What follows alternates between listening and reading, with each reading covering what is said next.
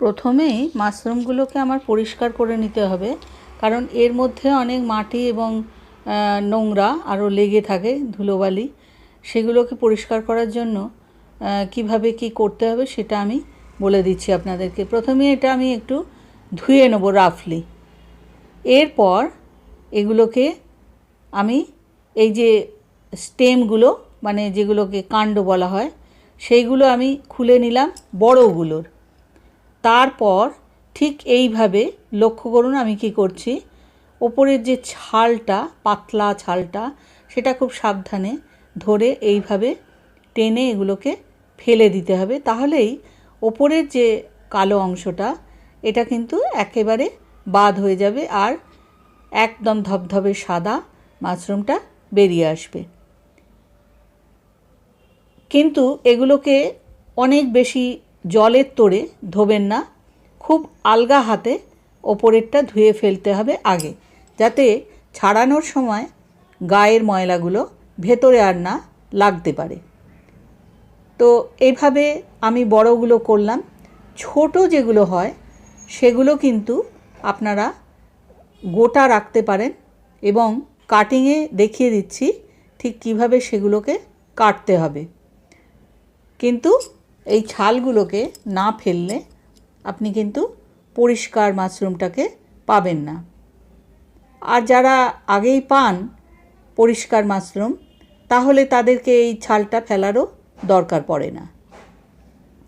এবার দেখে নিন কাটিংটা। এই যে ছোটোগুলো বললাম, ছোটোগুলোকে ঠিক এইভাবে কেটে নিলে একদম লম্বাভাবে। মাশরুমগুলো বাছাই করে আমার পরিষ্কার করা হয়ে গেছে এবং কাটিং করাও হয়ে গেছে। এইগুলো আমার বড় মাশরুমগুলো ছিল, সেগুলো আমি এভাবে কেটেছি। ছোটোগুলো আমি এইভাবে কেটেছি আর স্টেমগুলোকে আলাদা করেছি। এইবার এই টোটাল সবজিটা দিয়ে আমার মাশরুমটা রান্না হবে। এখানে বেশ কিছু রসুনের কলি আমি ছুলে রেখেছি। এই রসুনগুলো সবই একটু কুচিয়ে নিয়ে দেওয়া হবে। এখানে আছে একটা পেঁয়াজ একটু কিউব করে কাটা, অর্থাৎ একটা গোটা পেঁয়াজ, সেটাকে লম্বভাবে আধখানা করে, তারপরে আড়ে যদি কাটেন একটু মোটা মোটা করে, তাহলে এই পেঁয়াজের কলিগুলো আসে। বিনস রয়েছে বেশ কিছু, আর রয়েছে যেটা এই খাবারটাকে অনেক ইন্টারেস্টিং করবে, সেটা হচ্ছে রেড ক্যাবেজ, অর্থাৎ লাল বা বেগুনি বাঁধাকপি। তাহলে চলুন মুখ পাল্টানো যাক আজকে। এখানে আমি তেল বসিয়ে দিয়েছি। অবশ্যই আমি একটু হোয়াইট অয়েল নিয়েছি। তেলটা ছড়িয়ে গেছে বলে ভাববেন না অনেক বেশি, তেলটা কিন্তু খুবই কম। বার্নারটা অন করে নিই।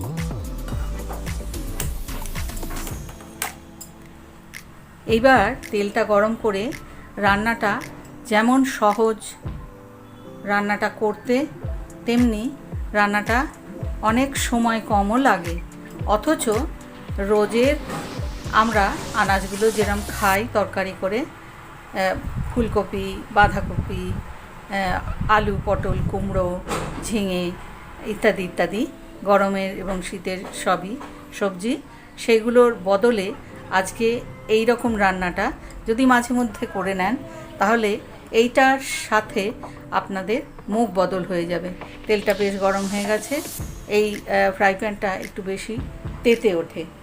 তো এখানে আমি প্রথমেই যেটা করব, সামান্য একটুখানি নুন ছড়িয়ে দিলাম, খুবই সামান্য। এরপর আমার এই ভেজিটেবলসগুলো যাবে। তার মধ্যে প্রথম যেটা যাবে সেটা হচ্ছে পেঁয়াজটা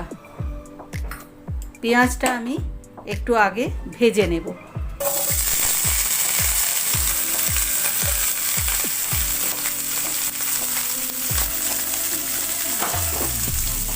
পেঁয়াজটাকে আমি আগে একটুখানি ভেজে নেব।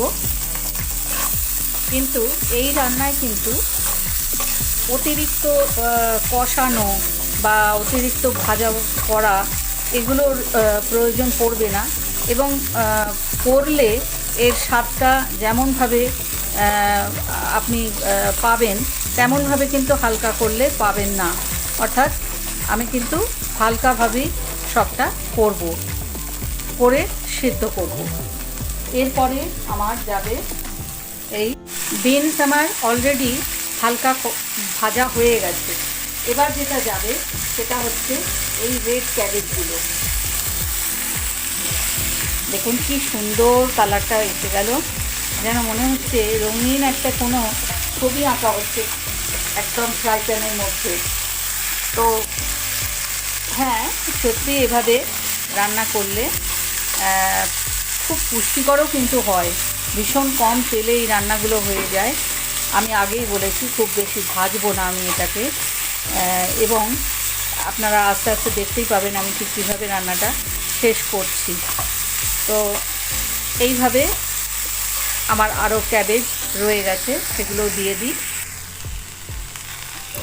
এইবার আমার এই রেড ক্যাবেজটাও খানিকটা নরম হয়ে গেছে অলরেডি।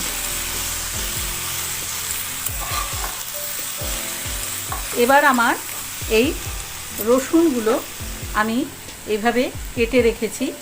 এগুলো দেখতে গোটা লাগছে, কিন্তু এগুলো একদম রান্নায় মিশলেই এটা হয়ে যাবে। আমি খুব মিহি করে করেছি, যার জন্য আমার এইবার এটা রান্নায় মিশবে, নরম হলে এটা ভেঙে যাবে।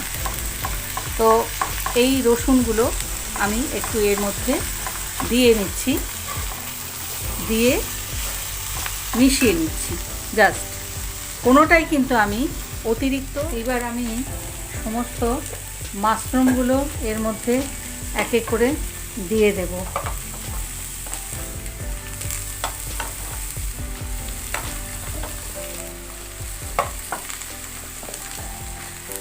মাশরুম থেকে একটু জল বেরোবে, সেই জলটাতেই কিন্তু এই রান্নাটা আমার সিদ্ধ হয়ে যাবে। যদি মনে হয় যে আরেকটু সামান্য জল দেওয়া যেতেই পারে, তখন মিশিয়ে নিলেই হবে, তাতে কোনো অসুবিধে নেই। আর একটা সবজি যেটা মেশাতে হবে সেটা হলো এই ক্যাপসিকামগুলো। কিন্তু ক্যাপসিকামগুলো আমি এই মুহূর্তে দেব না, এটা থেকে জলটা বের হয়ে যাক আগে। জলটা বের হয়ে গেলে তারপরে যখন একটু জলটা কমে আসবে তাহলে ক্যাপসিকামটা দেব, যাতে ক্যাপসিকামের সবুজ ভাবটা থাকে। ক্যাপসিকামকে খুব বেশি ভাজতে যাবেন না। সর্বোপরি একটাই কথা বলবো, এই রান্নার কোনো কিছুই বেশি ভাজা চলবে না।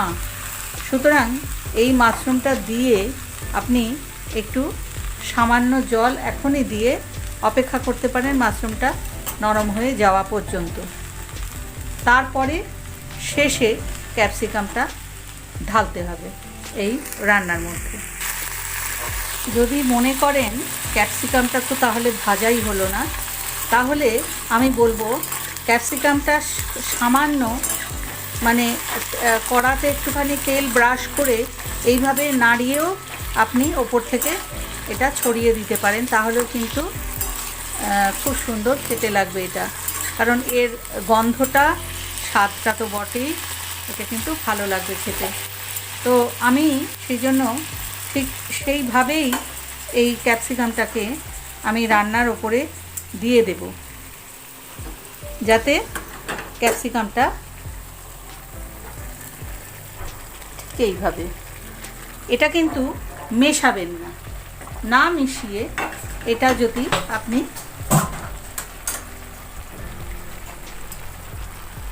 নিচে জলে এগুলো সিদ্ধ হচ্ছে, এই মাশরুমটা জল বেরিয়েছে, কিন্তু আমি তারপরেও একটু জল দিয়েছি এটা ভালোভাবে সিদ্ধ হওয়ার জন্য। তো এটা বয়েল হয়ে যাক, স্টিমে জিনিসটা হচ্ছে, আর এই ক্যাপসিকামগুলো এর ওপর দিয়েই ছড়ানো থাকবে। এটা কিন্তু মেশাবেন না জলের মধ্যে, ঠিক এইভাবে থাকবে। এরপর আমাকে যেটা মেশাতে হবে সেটা আমি বলে দিচ্ছি। আমি এই বাটিটার মধ্যে একটু সয়া সস আর কর্নফ্লাওয়ার পাউডার, এটা আমি একটু ভালো করে স্টার করে নিচ্ছি এই তরকারিটায় লাস্টে আমি মেশাবো বলে। এটা স্টার করে নিয়ে তারপরে আমি লাস্টে মিশিয়ে দেব, দিয়ে নামাবো। এবার বলি মশলাপাতি এতে কি দেবেন। যদি মনে করেন তাহলে চিলি ফ্লেক্স দিতে পারেন, ঝাল তাহলে কিভাবে হবে, দিতে পারেন চিলি সস, আর নয়তো গোলমরিচের গুঁড়ো। এই কয়টা জিনিস দিলেই আপনার এটা কিন্তু খুব সুন্দর স্বাদ হয়ে যাবে। তা বাদেও যদি আপনাদের মনে হয় আরেকটু মশলা দিলে হতো, তাহলে সেটা ইচ্ছে মতো আপনাদের মুখের স্বাদে মিশিয়ে দিলেই চলবে। আমি কিন্তু অতিরিক্ত কিছুই এর মধ্যে দেব না। এটা দিতে আমার দেরি আছে। এটা জলটা একদম মরে গেলে তারপরে আমি এই গোলাটা দিয়ে, কর্নের গোলাটা দিয়ে আমি নামাবো। জলটা অনেক শুকিয়ে গেছে। এইবার এইটুকুনি জল রেখে আমাকে এটা মেশাতে হবে, যেহেতু তাই আমি এটা মিশিয়ে দিলাম। দিয়ে এইবার আমি একটু কারিটাকে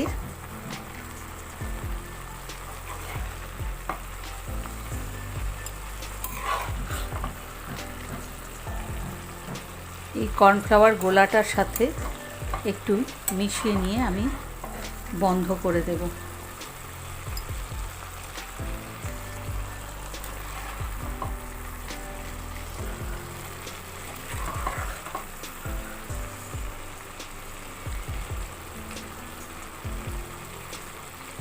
এই টোটাল যে উপকরণগুলো, এই উপকরণগুলোকে যদি শুধু সিদ্ধ করে রাখেন বা হালকা ভেজে রাখেন, তাহলে এটা কিন্তু জলখাবার বানাবার পক্ষেও খুব সুন্দরভাবে একটা বেস তৈরি হয়ে যাবে।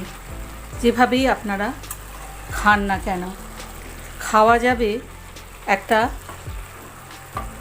পোলাও বা ফ্রায়েড রাইসের সঙ্গেও, অথবা যদি মনে করেন তাহলে ব্রেড দিয়েও কিন্তু এটা রাত্রিবেলা ডিনার হিসেবে খেতে পারবেন। দেখুন ক্যাপসিকামগুলো কিন্তু আমার একদম সুন্দরভাবে সবুজ হয়ে আছে।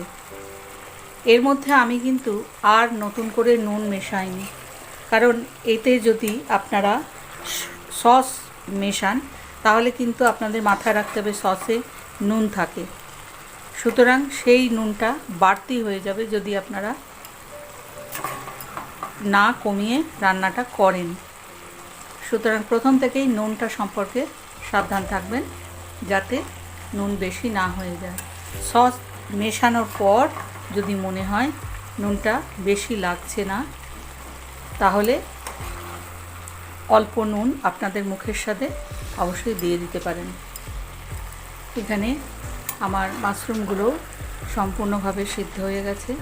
এই যে মাশরুমগুলো সুন্দর সিদ্ধ হয়ে গেছে।